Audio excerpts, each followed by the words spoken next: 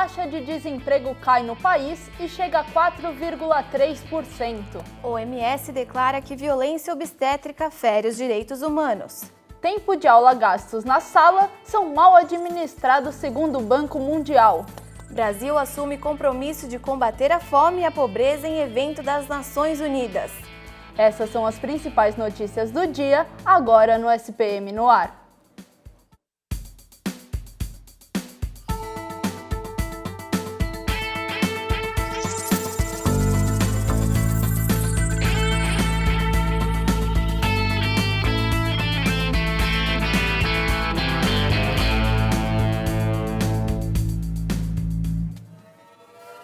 O primeiro banco a divulgar as perdas dos desvios da Petrobras com a Operação Lava Jato foi o Morgan Stanley. Segundo informações do banco, o prejuízo foi de 21 bilhões de reais e pode comprometer o lucro do ano inteiro de 2014.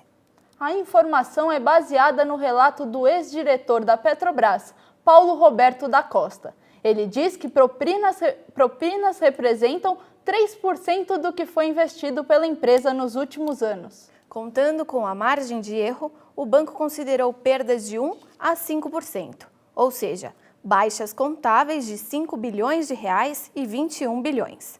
Os bancos estão fazendo as contas depois que a própria Petrobras admitiu que vai ter que reduzir o valor de seus ativos caso sejam confirmadas as denúncias de corrupção. Prévia na inflação cai para 0,38% no mês de novembro, aponta IBGE.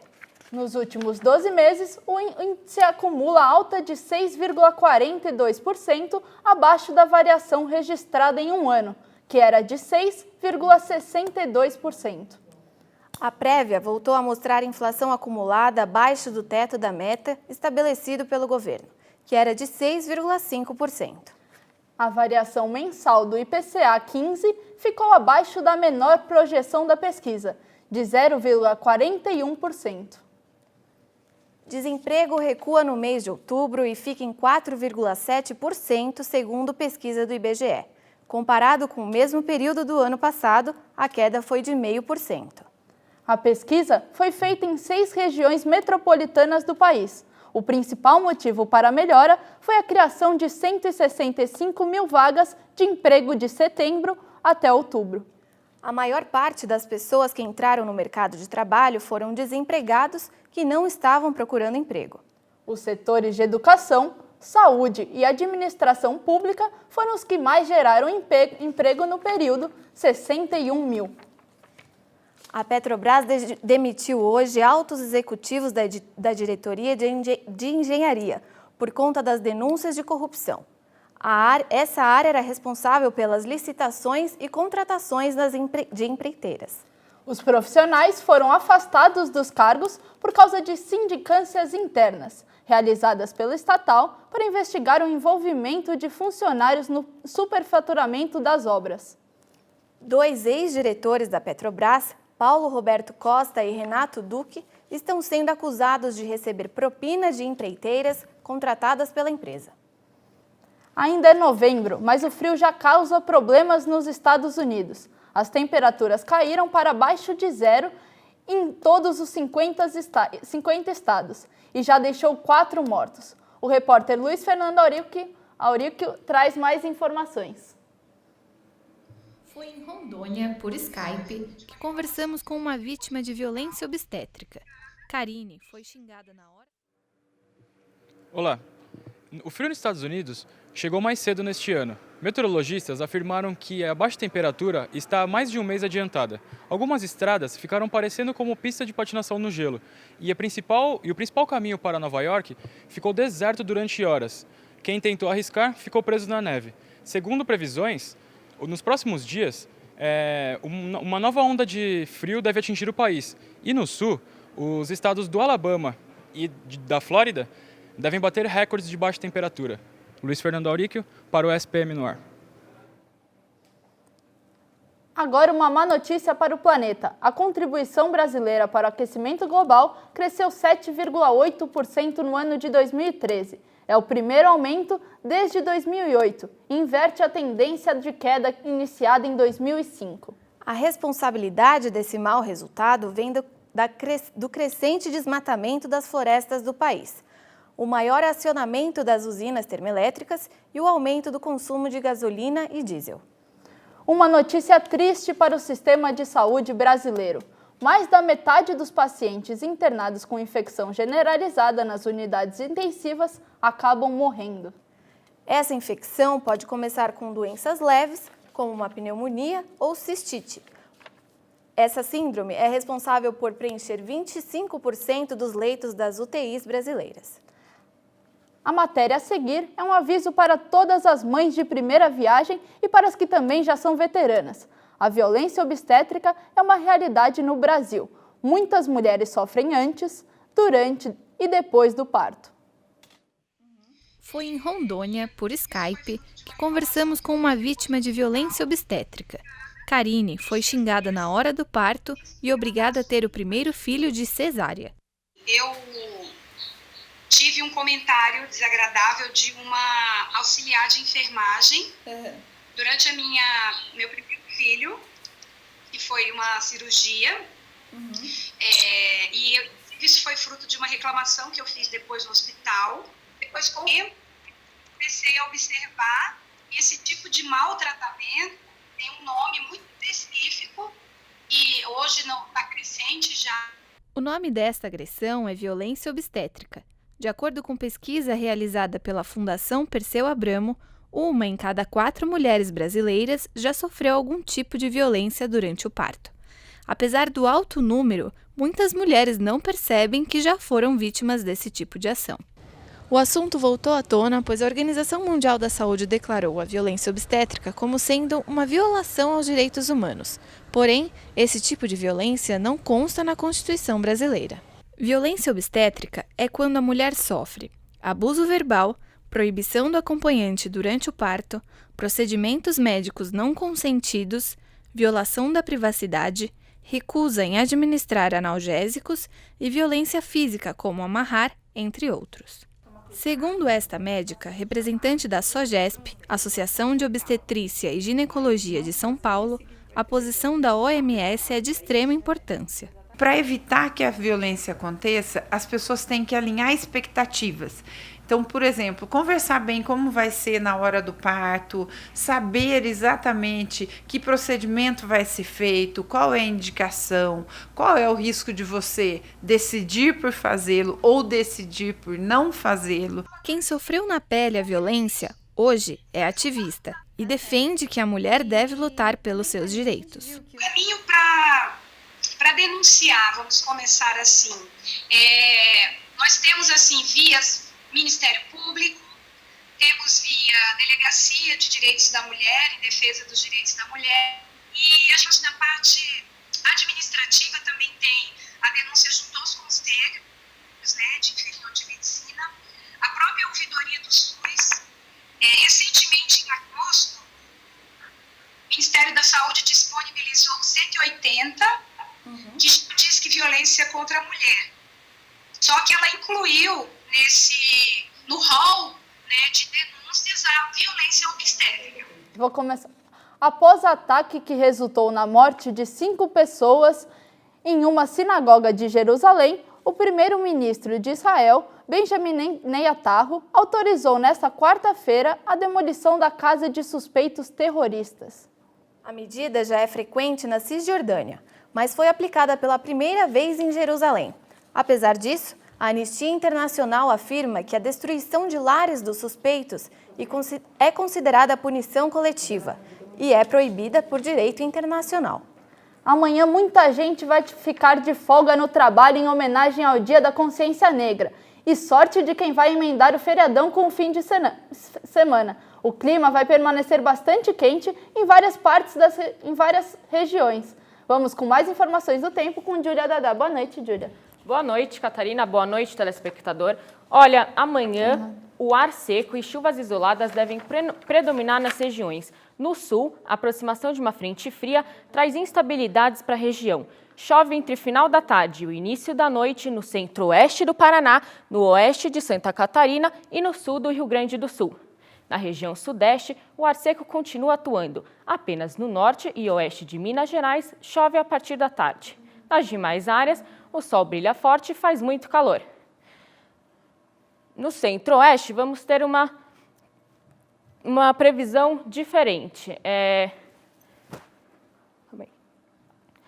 Vamos ter tempo firme e seco no Mato Grosso do Sul, no centro-sul de Goiás e no Mato Grosso.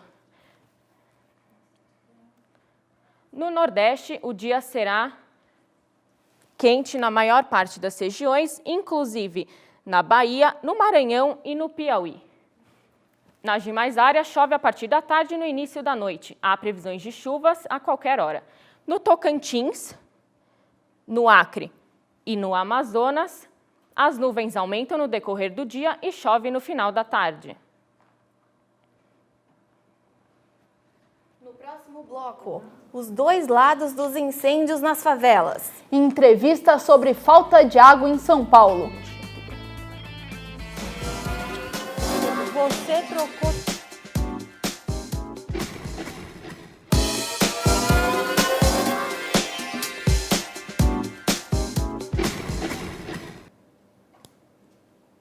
Sem teto entram em confronto com a polícia militar no centro de São Paulo. Um grupo de sem-teto ateou fogo no edifício e tentou ocupar outros imóveis nessa madrugada de quarta-feira.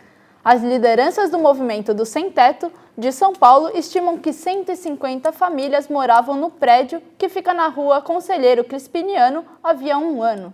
A PM usou bombas de gás de primeira para conter parte do grupo e evitar a ocupação. No local, havia pelo menos uma criança e ela tinha marcas no pescoço que pode ter sido causada por estilhaços. Na última semana, a construtora Cyrela desembolsou R$ 850 mil para limpar a antiga favela da Fazendinha, na zona leste de São Paulo. A comunidade sofreu um incêndio no dia 2 de abril deste ano. Coincidentemente, a empresa entrega no mês de dezembro um empreendimento de alto padrão na rua Aracati, na Serra da Favela, na beira da favela. Para falar um pouquinho sobre isso, o repórter Pedro Neves vai conversar com um dos diretores do documentário Limpam com Fogo. Boa noite, Pedro. Boa noite, meninas. A gente está aqui com o Conrado Ferrato. Ele é diretor do documentário Limpam com Fogo. E o projeto começou como TCC, projeto de conclusão de curso de jornalismo lá na PUC. Isso mesmo. E hoje ele caminha com as próprias pernas graças ao Catarse, né, o site de crowdfunding. O documentário dele fala o que acontece por debaixo dos panos nos incêndios das favelas da cidade de São Paulo. E começando, Conrado, você já viu algum caso parecido com o da Cyrela? Então, esse caso da Cyrela, na verdade, ele é bem emblemático porque ele é muito único. Eu acompanhei ao longo de 2 anos, quase 3 anos agora, todos esses casos de incêndio em favela na cidade de São Paulo. Esse é muito específico porque é o único que eu vi que uma empreiteira, com mediação da prefeitura, com conivência do poder público, pagou uma remoção. Isso não acontecia na cidade de São Paulo desde a década de 80. Então, um caso muito específico, caso emblemático e abre um precedente perigoso para a cidade. Entendi. E o governo, até que ponto o governo está metido nesses problemas dos incêndios? O governo, ele entra como cúmplice, porque toda vez que você tiver uma favela pegando fogo, existe uma cumplicidade porque é algo que como posso dizer, uma tragédia declarada. Não é uma novidade, todo mundo sabe que isso vai acontecer em algum momento. E toda vez que você vê um incêndio em favela, você vê um crime contra a humanidade, e o governo ele é cúmplice porque poderia ter feito algo para mitigar o risco de fogo. Entendi. E tem solução? Tem. A solução é simples e todo mundo sabe. A solução é urbanizar a favela. A favela pega fogo porque ela é precária. Uma situação de favela é uma situação muito limítrofe. Você está morando em uma casa que não dá condições muito mínimas. Precária, né? Exatamente, precariedade. Que não dá condições mínimas de dignidade para morar. Se você for ver a cidade de São Paulo, as favelas que mais pegam fogo são justamente as favelas mais precárias, as favelas que são de papelão. Entendi. E que tem muitas pessoas morando junto. Então, o poder público ele sabe quais são as favelas e tem a faca e o queijo na mão para urbanizar elas. E assim diminuir, se não erradicar, o problema de fogo e favela na cidade de São Paulo. Tá certo. Obrigado, viu, Conrado? Imagina, obrigado. Meninas? Obrigada, Conrado. O Banco Mundial concluiu em um recente estudo realizado no Brasil que o tempo gasto na sala de aula é mal administrado pelo professor, ocasionando na redução dos investimentos em educação. Os alunos perdem, em média, um dia de aula por semana, por conta do desperdício de tempo em sala de aula, gasto com atrasos, excesso de tarefas burocráticas e aulas mal preparadas pelo professor. Foram avaliadas cerca de 15 mil salas de aula e calcula-se que apenas 64% do tempo da classe seja usado para a transmissão de conteúdo. Para reverter essa situação, um preparo e treinamento do professor é necessário para que eles usem o tempo de forma mais eficiente e consigam manter os alunos engajados. De acordo com uma pesquisa americana do Programa Internacional de Avaliação de Alunos, o Brasil melhorou o desempenho na aprendizagem. Curiosamente, matemática teve o melhor desempenho. Apesar disso, o resultado ainda é insatisfatório. Veja na reportagem de Henrique Martorelli. O Brasil ainda sofre com o sistema de educação. O país ficou em 57º lugar entre 65 países participantes na pesquisa americana Programa Internacional de Avaliação de Alunos. Na pesquisa, o país que foi melhor foi a China e o pior, o Peru. A prova foi aplicada para pouco mais de 18 mil alunos, tanto da rede pública como da rede particular, do 8º ano do ensino fundamental até o 3º ano do ensino médio. Eu acredito que é defasagem no ensino, que realmente o Brasil está muito atrasado, principalmente no setor público. A parte privada ainda tem mais recurso, acaba investindo mais, até pela concorrência. O governo simplesmente investe pouco e nos lugares errados. Existe uma série de fatores na educação que travam o desenvolvimento. 3 provas foram aplicadas, de matemática, ciências e leitura. Os estados que tiveram os piores resultados ficam na região norte e nordeste do país. O pior foi Alagoas, seguido por Roraima, Maranhão, Pará e Rio Grande do Norte. Na leitura, um aspecto negativo. Só os 4 primeiros estados foram acima da média nacional: Santa Catarina, Rio Grande do Sul, Minas Gerais e Mato Grosso. Vamos falar com Renato Gomes de Carvalho, que sempre está na sala de aula e sabe bem o que isso significa. Eu acho que são vários fatores. Existe uma questão cultural, o brasileiro não lê muito, a gente sabe disso. Tem uma estatística recente que diz que 50% apenas dos brasileiros consomem cultura, e cultura, entenda aí, cinema, teatro, não necessariamente ler todos os dias. Então, no momento que o filho não vê o pai lendo, isso já é um valor transmitido. Por outro lado, na prova de matemática, os alunos tiveram um bom resultado. Além das 5 primeiras colocadas, Santa Catarina, Rio Grande do Sul, Minas Gerais, Mato Grosso do Sul e São Paulo, outros 7 estados foram acima da média nacional: Espírito Santo, Paraná, Distrito Federal, Rondônia, Sergipe e Alagoas. O objetivo traçado é que a educação paulista esteja entre as mais avançadas do mundo até 2030, passando dos 500 pontos, média de países mais desenvolvidos. O melhor estado do país foi Santa Catarina, com média de 422 pontos. Já São Paulo ficou com 401 pontos, pontuação considerada baixa pelos pedagogos, que consideram que estudantes na faixa de 400 pontos têm problemas graves de deficiência. A diretoria da Faculdade Faculdade Médica da USP propôs a suspensão de festas dentro do campus e até mesmo a proibição total de venda e consumo de álcool. Essas medidas são uma resposta às recentes denúncias de abusos ocorridos dentro da instituição. O setor industrial consome 40% de toda a água disponível para abastecimento em rios, poços e reservatórios. Apesar do volume parecer alto, a política de reuso é considerada insuficiente para prover energia às indústrias da região, próximas à Grande São Paulo e à Baixada Santista. São Paulo está enfrentando ameaça de racionamento, desabastecimento do sistema Cantareira e risco de apagão. Sim, a cidade de São Paulo está vivendo sobre esses medos por causa da falta de chuvas. Mas há pessoas que culpam o governo alegando que não houve um devido uma devida atenção dada a esses problemas. De ontem para hoje, o volume da Cantareira caiu cerca de 0,2%, chegando a 10% de sua capacidade total. Esse é o percentual de todo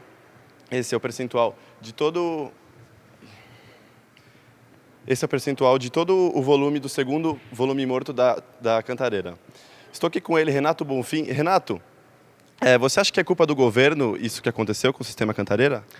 Eu acho que tem que ter um planejamento e o governo não planejou, não percebeu que a água estava acabando e do nada estourou a bomba. E está faltando água na sua casa, Renato? Não, eu moro na Vila Prudente e até agora não faltou água.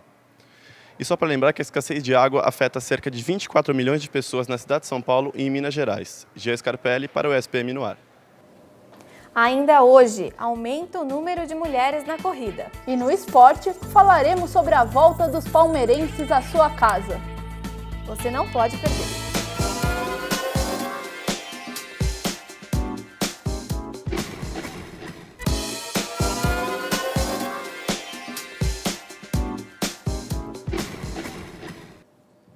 O Guia Alimentar para a População Brasileira, lançado neste mês pelo Ministério da Saúde, recomenda que alimentos in natura sejam a base da alimentação e que o consumo de produtos industrializados seja reduzido.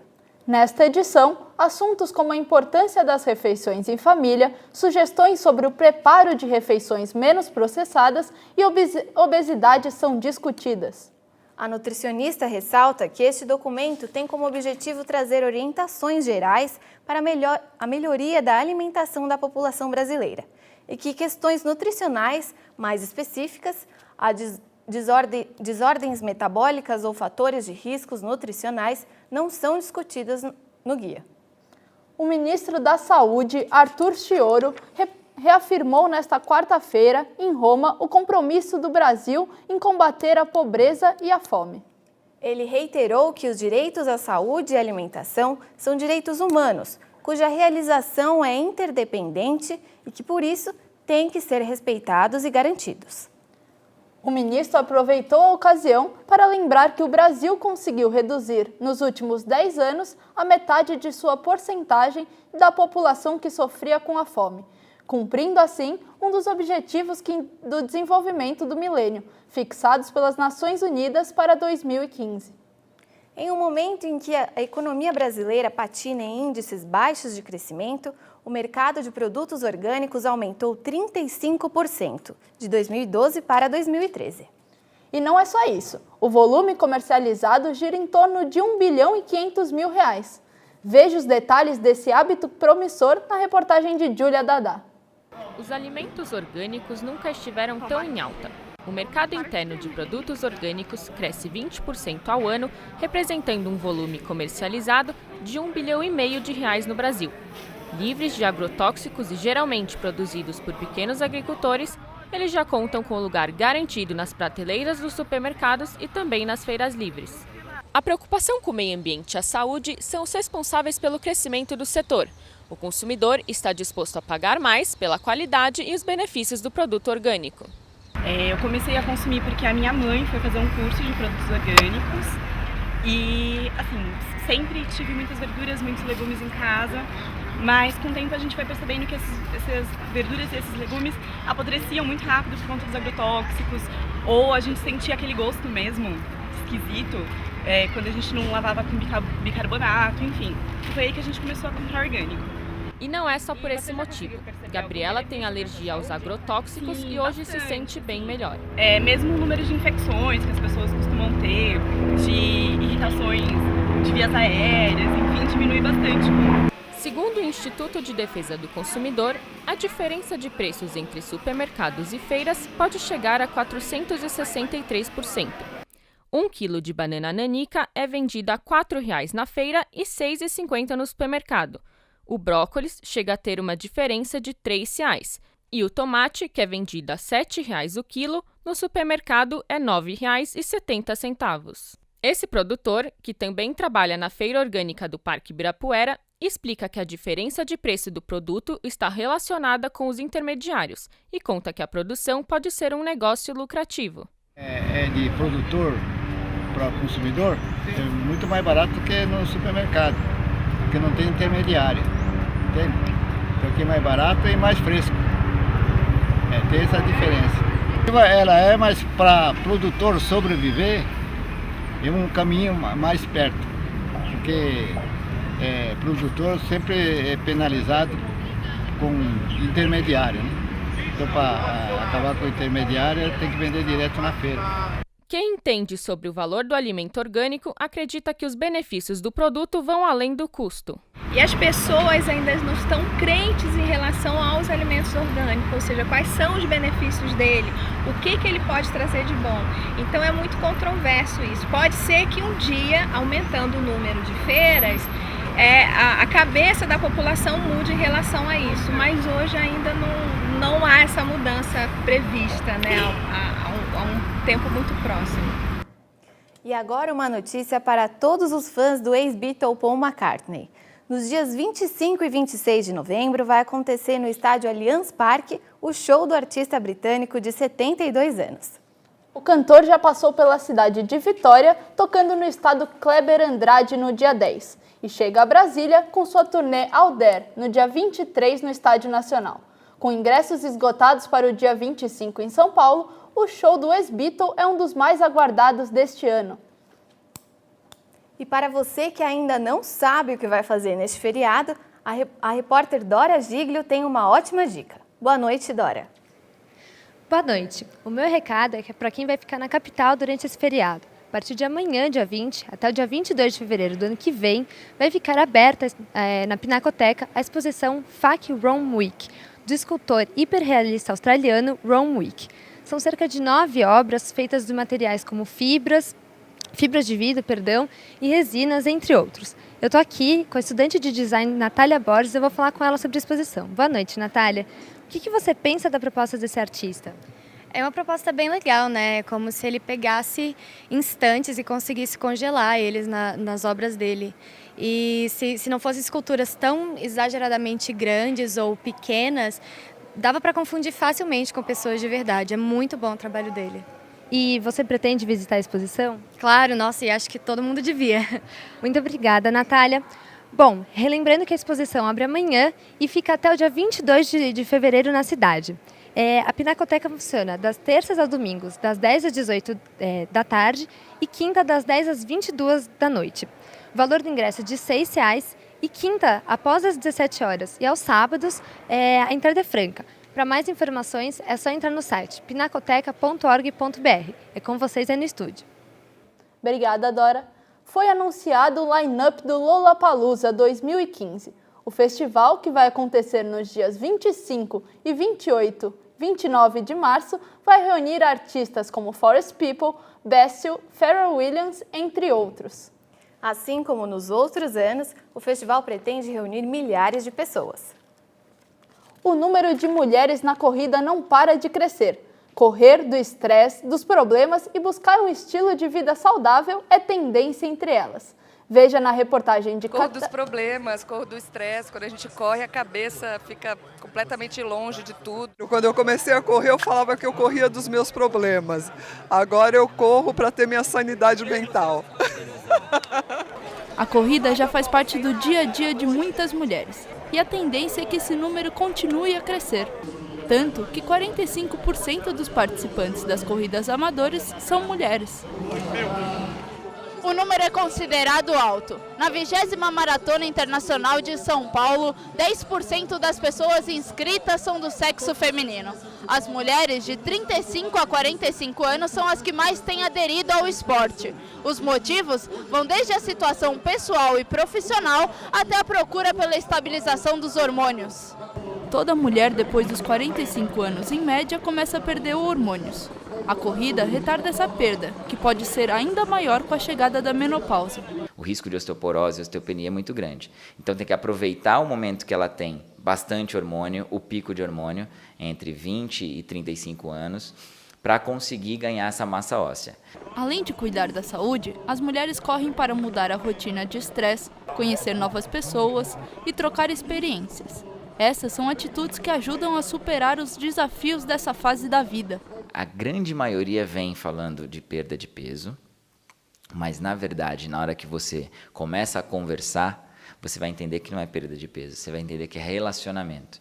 Então, por que um grupo de corrida se você consegue correr sozinho? Porque no grupo de corrida você tem uma relação interpessoal, que hoje é muito complicado, é muito mais difícil. É o caso da dona Márcia, de 54 anos. A arquiteta começou a correr há apenas 7 anos e já está em sua 17ª maratona.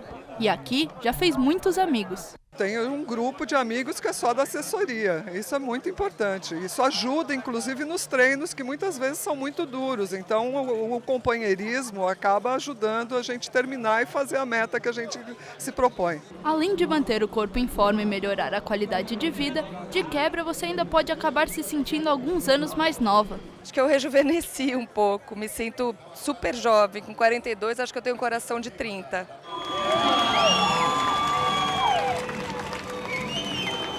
Agora vamos falar com Henrique Martorelli, responsável por contar o que aconteceu e ainda vai acontecer no futebol brasileiro e na seleção. Boa noite, Henrique. Boa noite, Catarina. Boa noite, Giovana. Começar falando pela seleção brasileira, que entrou ontem em campo. O jogo foi difícil, o adversário foi a Áustria.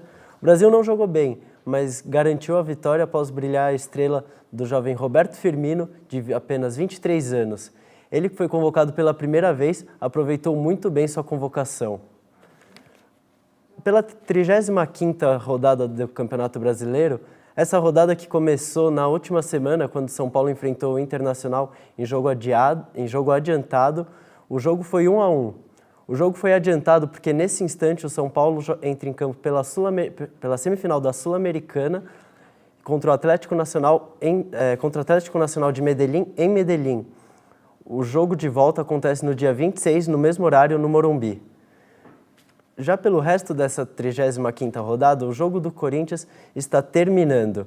O Corinthians vai enfrentando o Goiás, tentando voltar e vai conseguindo, pois está vencendo por 1-0, voltar para o grupo dos 4 primeiros que vão para Libertadores da América. Amanhã, um jogo de destaque é o líder Cruzeiro, que enfrenta o Grêmio. Vai até o Rio Grande do Sul visitar o Grêmio, que é comandado pelo ex-técnico da seleção brasileira, Luiz Felipe Scolari. E nesse momento, um jogo que está chamando a atenção da rodada é a estreia da Allianz Parque, a nova arena do Palmeiras. O Palmeiras que vai empatando por 0-0, mas é um dia especial para o torcedor do Palmeiras, então vamos chamar aqui no estúdio o torcedor palmeirense Carlos Eduardo Lacerda. Boa noite. Boa noite. Você está acompanhando o jogo aí da sua casa, não conseguiu ir, mas já está sentindo a emoção da nova arena? Uma pena não ter conseguido ir, mas estou acompanhando aqui, tá? O jogo tá difícil, mas vamos ganhar hoje. Se Deus quiser, vamos ganhar hoje aí, né?